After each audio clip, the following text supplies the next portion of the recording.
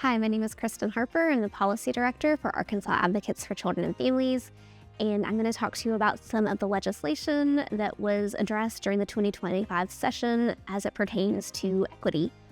It was pretty rough as it relates to equity during this last session. Probably one of the pieces of legislation that got the most attention was SB 3, now known as Act 116. And this piece of legislation essentially prohibits state agencies from providing programs designed to provide opportunities for historically excluded groups on the basis of race, sex, color, ethnicity, and national origin. It takes away representation from many of those groups that have been historically excluded in several situations. As another example, it gets rid of a scholarship that was historically targeted for minority populations to incentivize them teaching in the Arkansas Delta. That has now gone away, specific to recruiting minority teachers in particular.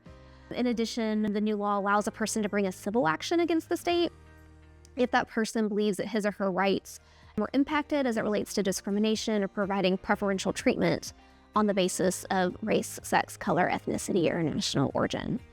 Now, I will say we did have a small win with this bill in that initially there could have been criminal penalties associated as well, and so we were working with partners able to get that removed from the bill. Another harmful piece of legislation passed during this session was what is now Act 979.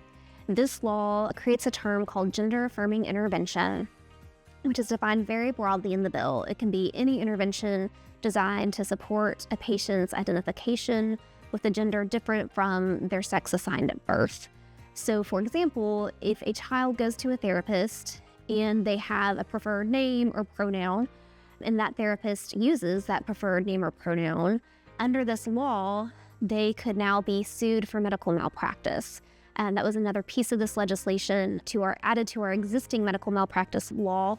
Mental health professionals were added to that. And if they provide this gender-affirming care, again, which can be defined very broadly, that now puts them at risk for a suit that can be filed up to 15 years once that child turns 18. So what this effectively does is end access to mental health treatment for many youth who identify as LGBTQ, non-binary, etc. So we're very concerned about that. Another example of harmful legislation was House Bill 1789, which is now Act 605. This essentially ends municipal ID programs in our state. Granted, we did not have many. They were in Little Rock and North Little Rock, but these were great programs that were built up from the community trying to address problems that they saw. These municipal IDs, all that they did was just identify who a person was and therefore allow them access to services. But HB 1789, again, now Act 605, essentially that prohibits any program from receiving government funding to run those programs if they don't also identify a person's immigration status.